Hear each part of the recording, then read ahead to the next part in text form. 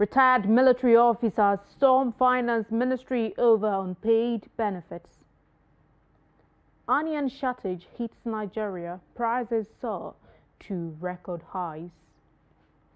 Police confirm 2 men, not students, killed by IED in Abuja. Away from Nigeria, Mahama returns to power as Ghana's president. Good evening and welcome to the news update on Trust TV. At this moment, I am Aisha Salihu. The news in detail. Thank you so much for joining us. Retired military personnel on Tuesday barricaded the entrance to the Ministry of Finance in Abuja with canopies and chairs, demanding the full payment of their long overdue entitlements. This protest follows a similar action in December, during which the retirees shut down the ministry over the government's failure to settle their claims. For months, the retirees were told there were no funds to clear their entitlements, despite an official approval for payment. They are owed a 20% to 28% salary increment covering January to November 2024. The retirees are also demanding payments for other outstanding benefits, including palliatives for the period between October 2023 and November 2024, an additional 32,000 naira added to their pensions, a bulk payment of the security debarment allowance, and a refund of pension deductions from the salaries of medically boarded soldiers. In response to their December protests, the federal government paid 50% of the owed entitlements and promised to settle the balance. However, the retirees claim the government has failed to fulfill its promise, prompting the resumption of their protest.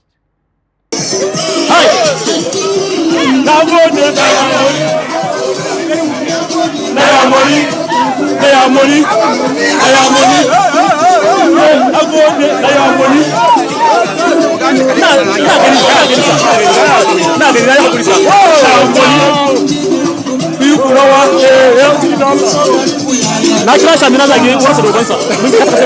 My voice.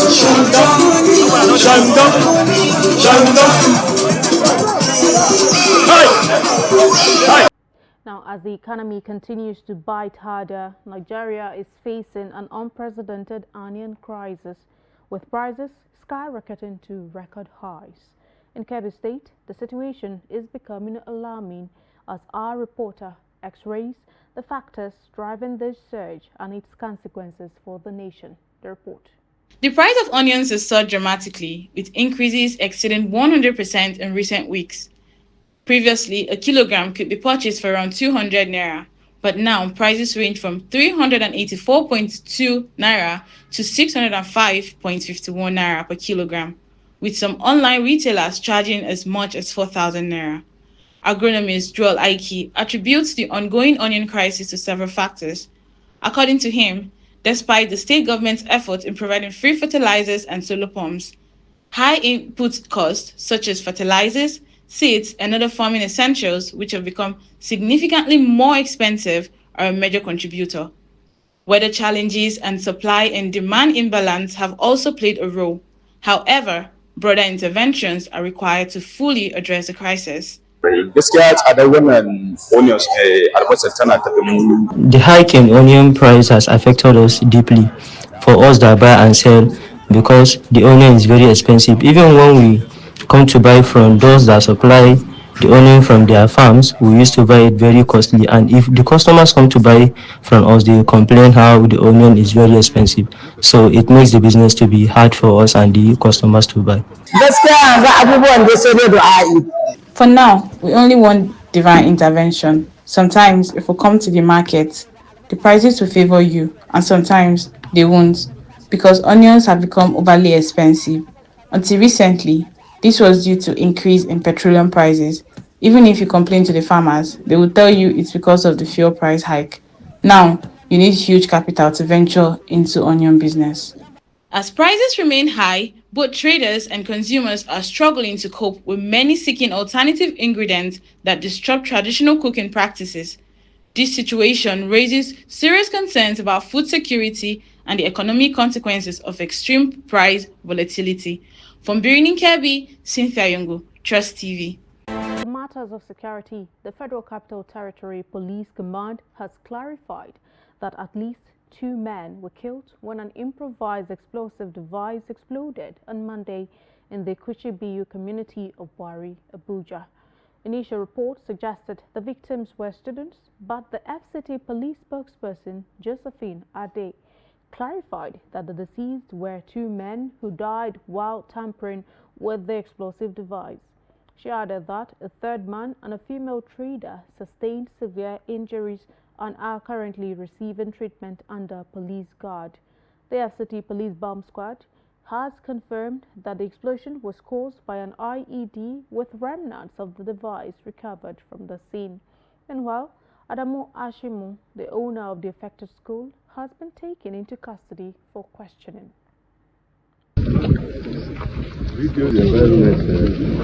My phone.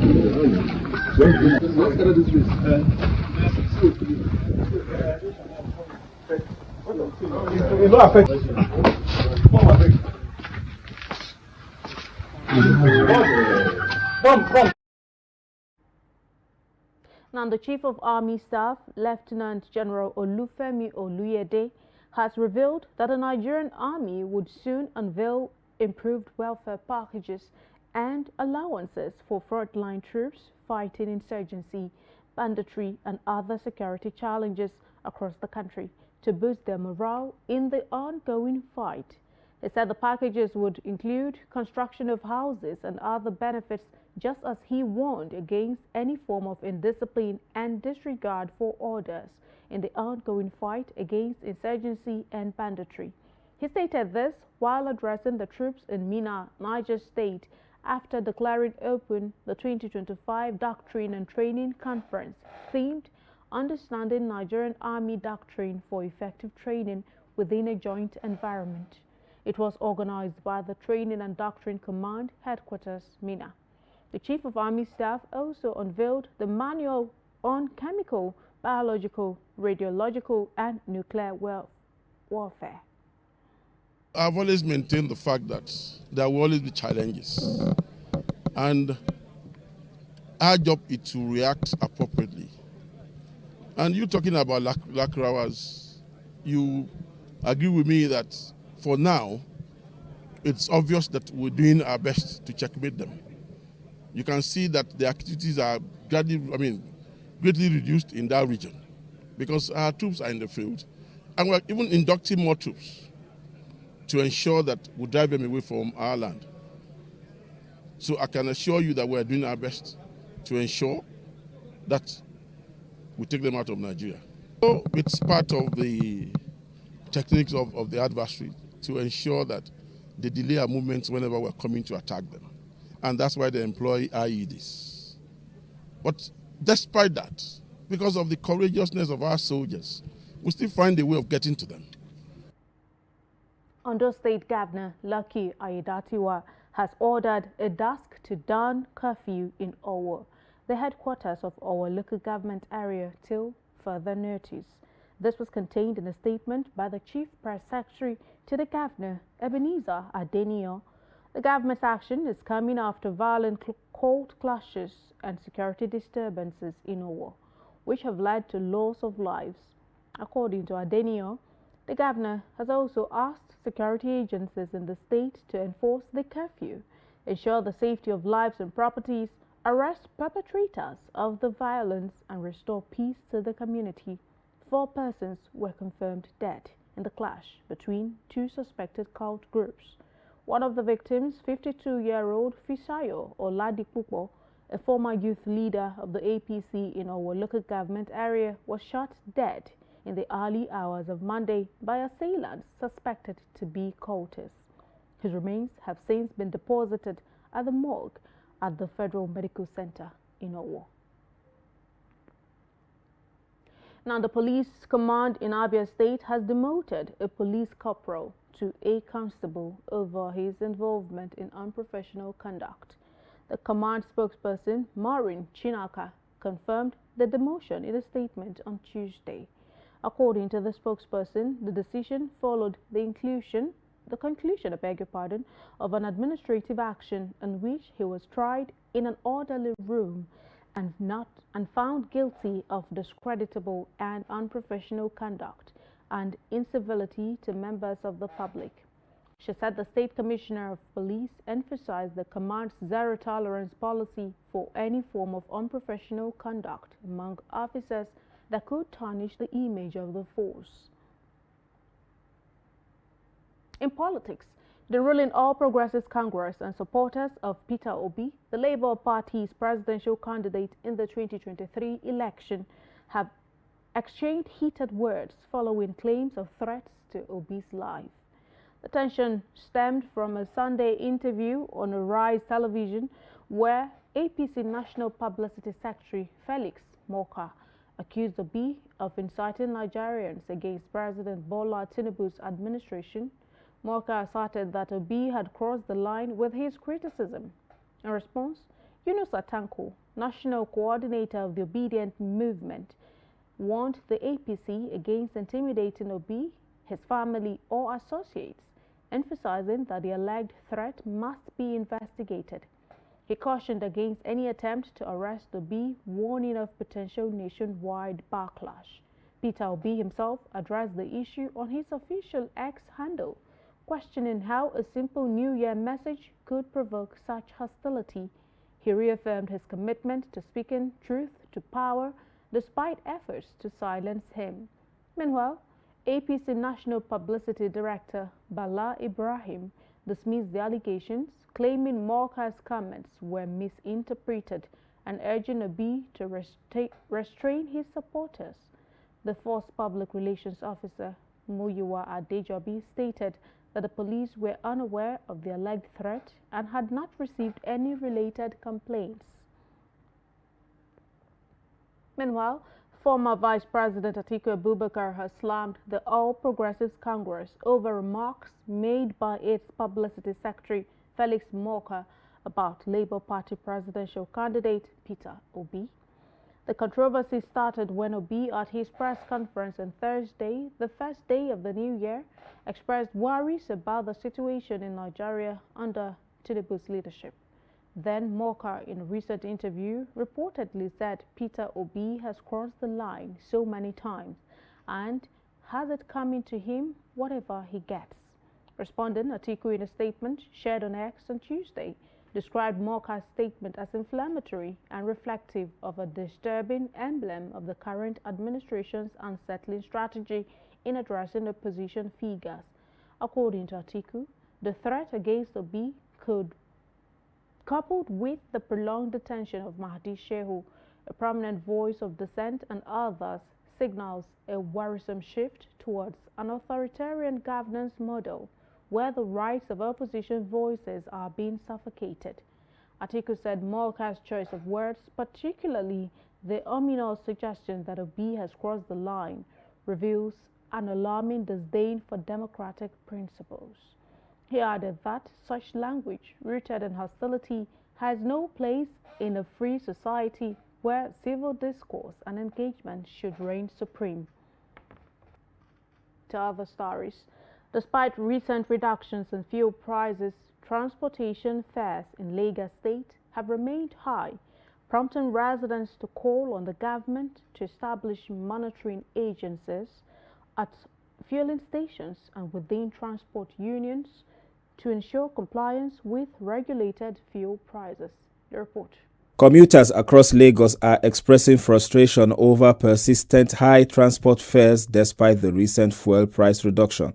While the Nigerian National Petroleum Company has lowered fuel prices, commercial bus and tricycle drivers maintain that they cannot reduce fares due to the high prices they are still paying for fuel at many filling stations. While the Nigerian National Petroleum Company has lowered fuel prices, commercial bus and tricycle drivers maintain they cannot reduce fares due to the high prices they are still paying for fuel at many filling stations.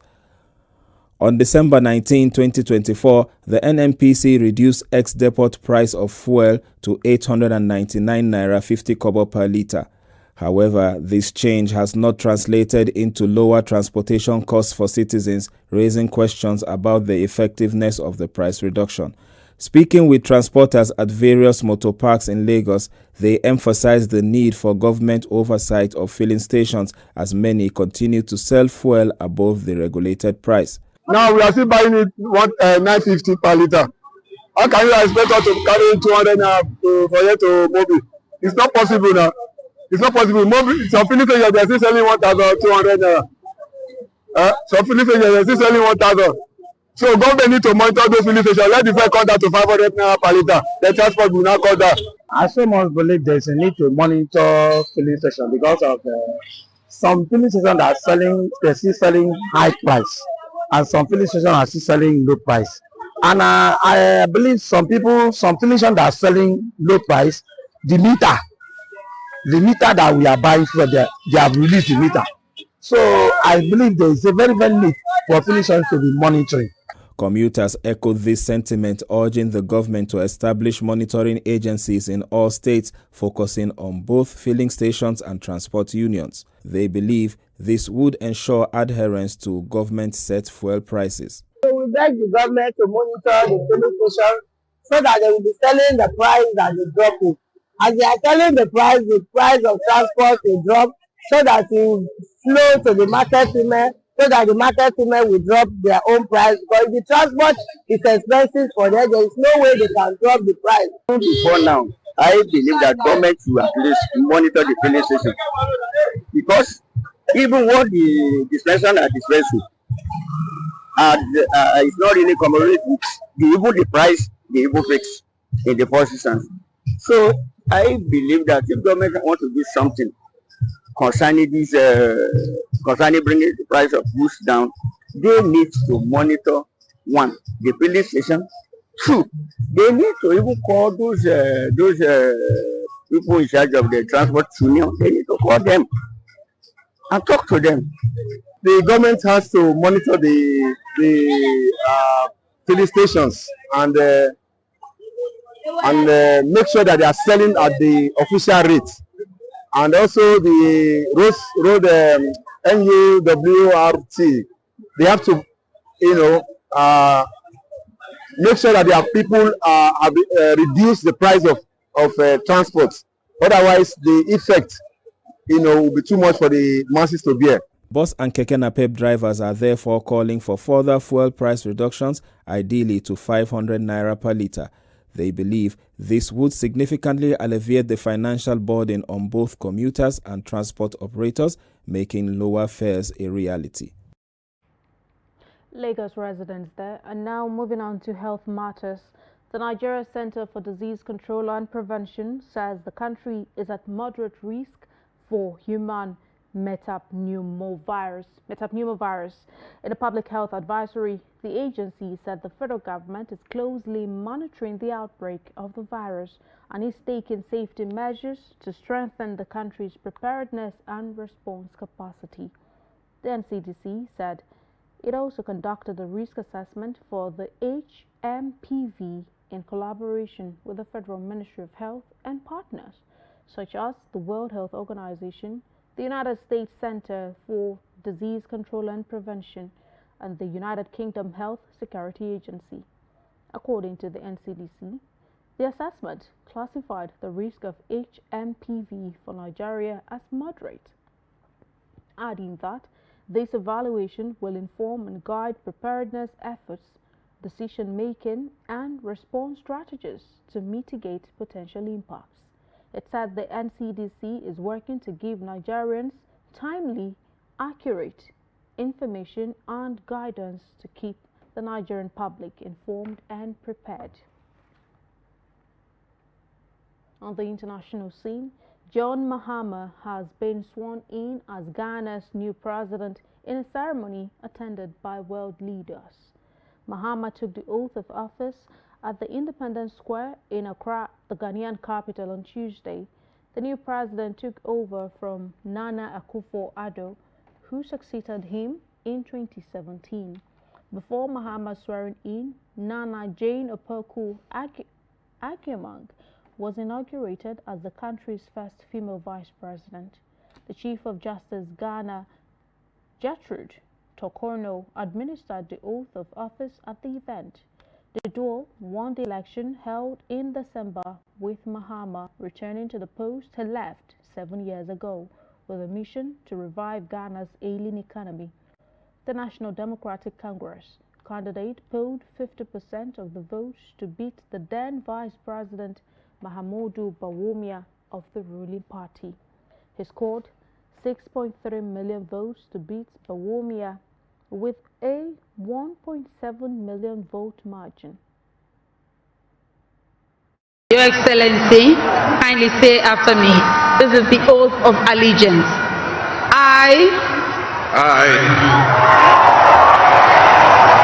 Your name. John Dramani Mahama.